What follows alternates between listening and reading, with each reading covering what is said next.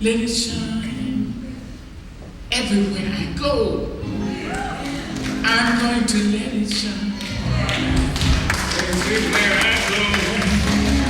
I'm going to let it shine everywhere I go. I'm going to let it shine. Let it shine. Let it shine. Let it shine.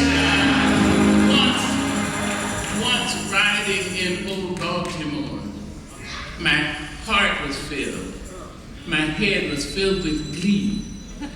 I saw a Baltimorean keep looking straight at me. Now, I was 8 and very small, and she was no whit bigger. And so I smiled. But she stuck out her tongue and called me Nick. She said, "You little black Nick, She said, "You dirty little Nick, I saw the whole of Baltimore from May until December. And of all the things that happened there, that's all that I remember. Still, this little light of mine.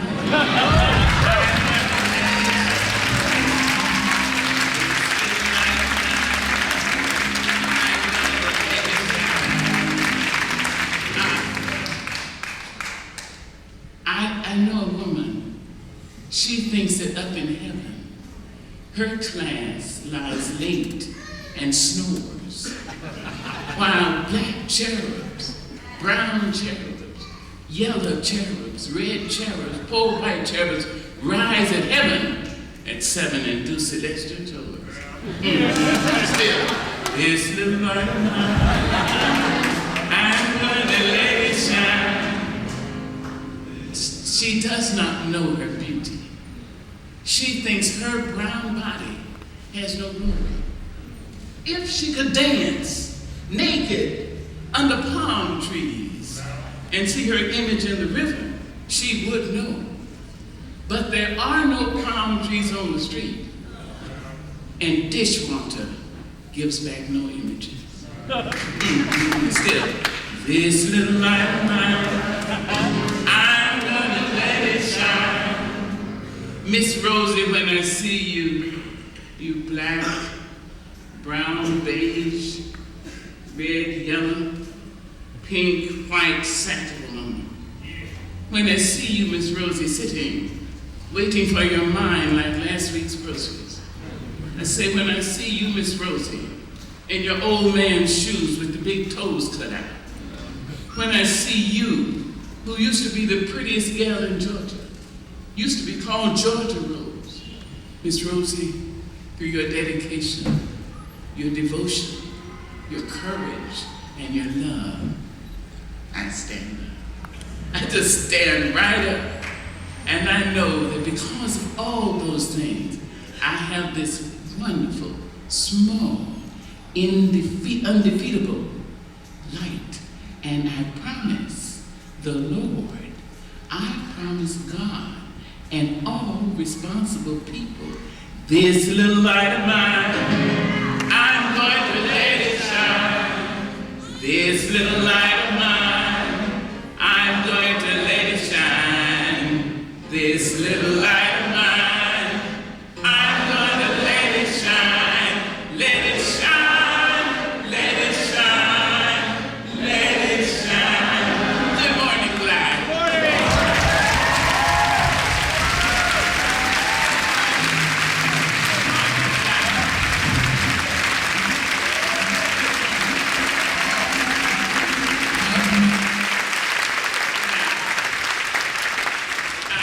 Just to put you at total ease, this, my right knee is very bad. It was always called the bad knee, and this was called the good knee. However, a few months ago, the good knee started feeling sympathetic to the bad knee. And both of them have chosen this time to act up. They can do what they want to. I came here to say something.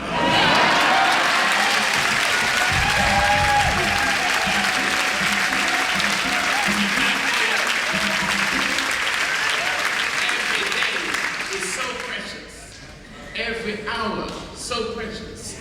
Every moment, so precious that you can't waste time. You really cannot, must not, realizing that this very second, anything can happen. Anything can happen. So this might be the last face I look into. I want to be telling the truth. You understand? And telling it as beautifully, telling it as poetically, telling it as kindly as I can to the smallest child and the oldest person. I want to do that. So I am living in the present because I understand the importance of selecting before I elect.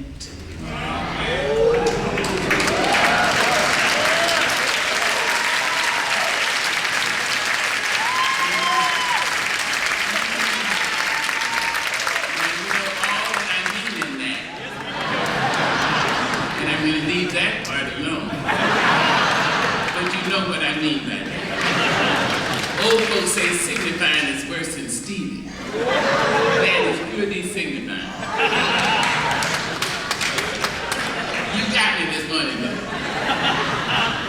I wanted really to talk about the light that we are. The light that Clyde is. And the possibility, the potential, the probability and the responsibility to recognize that light within us all, in each one of us. I know some of you know my story, some of my story. I try to tell the truth. I don't tell everything I know, you know what I mean? I'm no fool. In all those years ago, when I was a small child, I had lived with my grandmother in Arkansas, my father's mother, in a little town about the size of the stage right now. And that was just living and everything was fine. And my mother and father, for the most part, abandoned us, my brother and me. But we were taken from my grandmother, from my father's mother, up to St. Louis, to my mother's family, and they were very erudite. I mean, they were so sophisticated. They called bologna. I mean,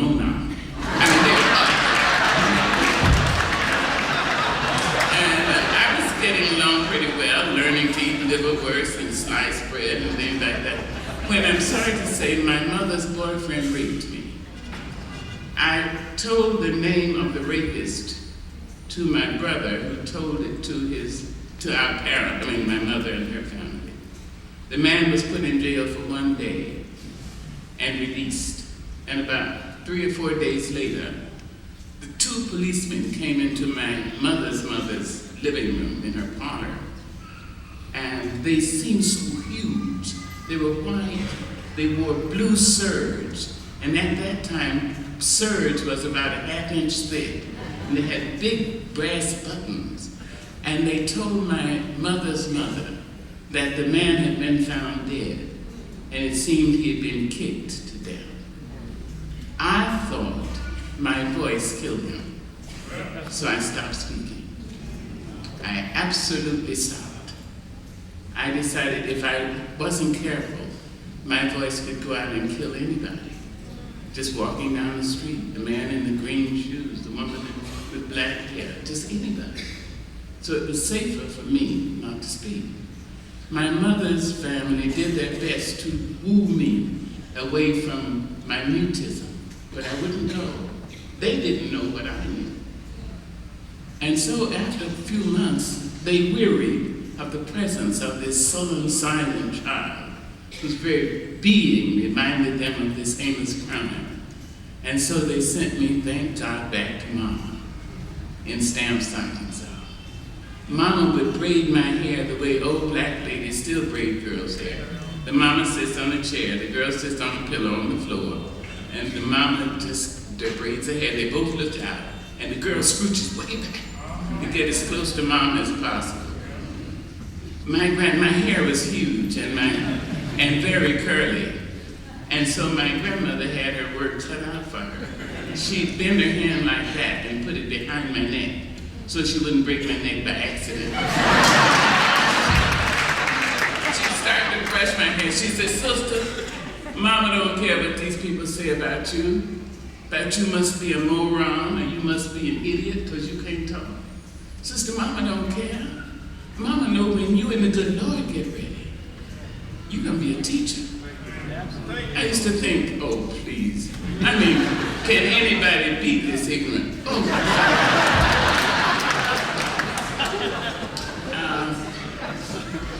I just received my 55th doctorate.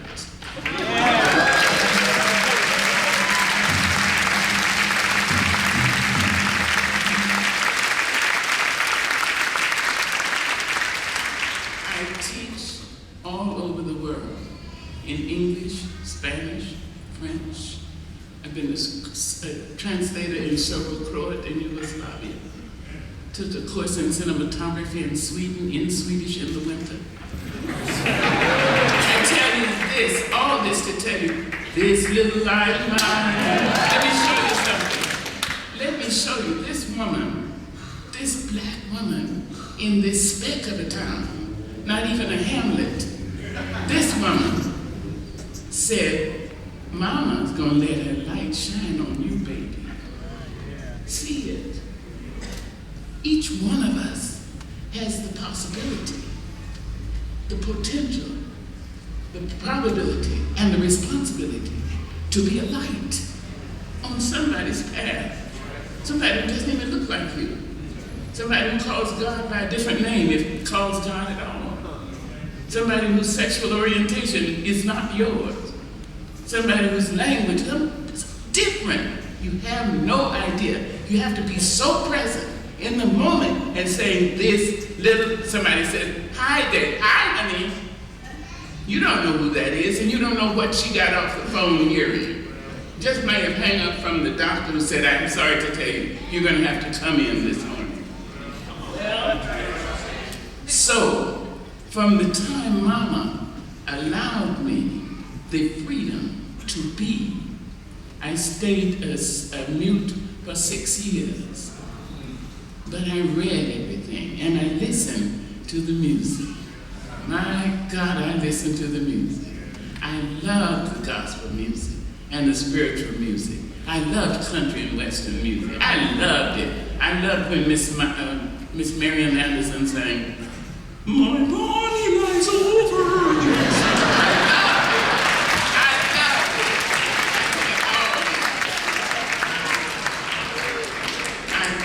I memorized James Weldon Johnson, Paul Laurence Dunbar, Langston Hughes. I memorized Shakespeare, 60 sonnets.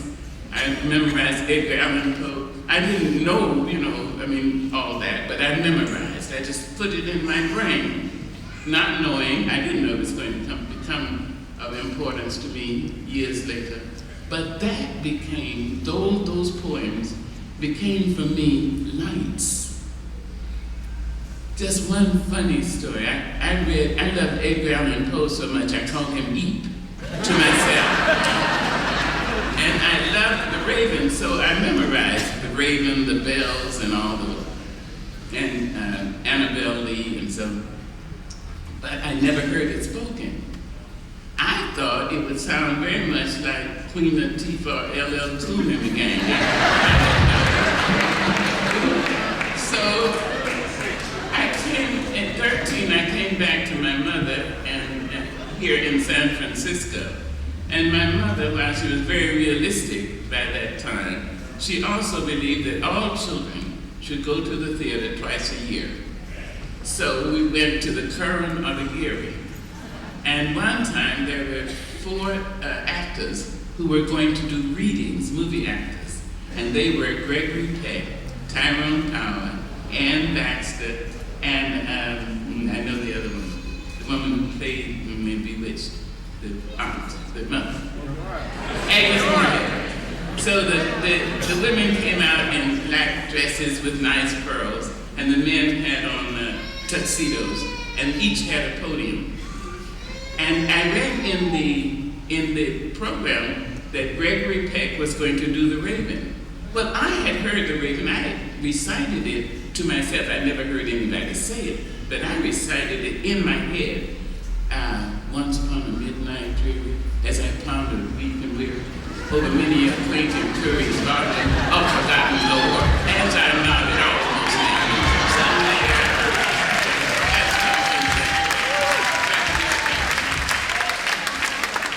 suddenly stood out there and took that Shakespearean stance. He said, once upon a midnight dreary, and weary. That's not the way that poem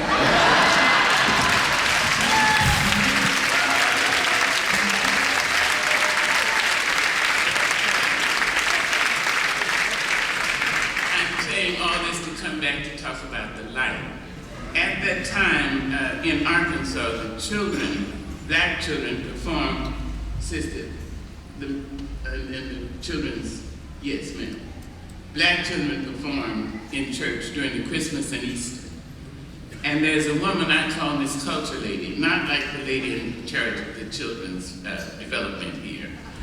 But Miss Culture Lady, she's in every church, every congregation. She's in every mosque. She's in every tabernacle. I don't know why, but Miss Culture Lady always speaks in falsetto. Hello, children.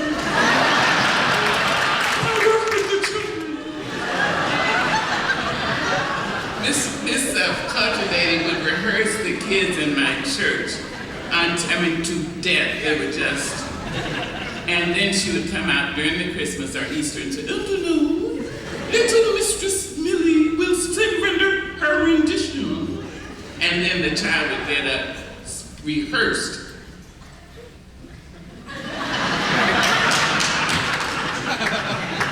And freeze. And this culture lady would start to prompt. So, and the child would begin, "What you looking at me for? I didn't come to stay. I just come to tell you, this. And some kind old man or woman in the church would lean forward and say, "Christmas, honey." And the child would say, "Christmas Day," and get off the platform, and all the old folks would say, "Didn't she do nice?" But I decided I was going to render, when I did come back to my voice, at almost 13, I decided I was going to render Portia's speech from The Merchant of Venice. I was going to talk to the people about mercy, because my grandmother owned the only black-owned store in the little village. And people were in arrears, and they would, Mama, it was hard to talk to Mama. So they would see me in this road and say, it's a shame Sister Henderson's California granddaughter went mental. Or, shame Sister Henderson's California granddaughter, you know. So when they introduced me, I was going to say, the quality of mercy is not strained. It droppeth. As the gentle rain, I had it choreographed. I'm not looking up. My grandmother asked me, sister, what are you planning to render? I said, Mama, I'm going to render a piece written by William Shakespeare. My grandmother asked me, sus. Now, who is this very William Shakespeare? Mama knew, but she meant I had to tell her. I mean, I had to admit that Shakespeare was white. I mean, it was going to get her, you know.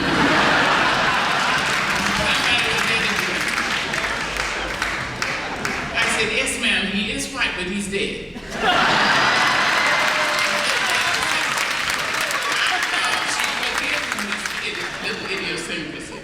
She said, no, ma'am, little mistress, you will render Paul Undone by James Fuller Johnson, County Cullen, Langton U. Yes, ma'am, you will. Well, I did. But glide, when I physically and psychologically left the condition that is Stamps Arkansas, a condition I sadly warrant. There are even people in this wonderful, wonderful, wonderful spirit living in today. I have found myself, I find myself now, and shall find myself as long as I'm alive and sentient, putting on Shakespeare whenever I like. Because he was a light to me.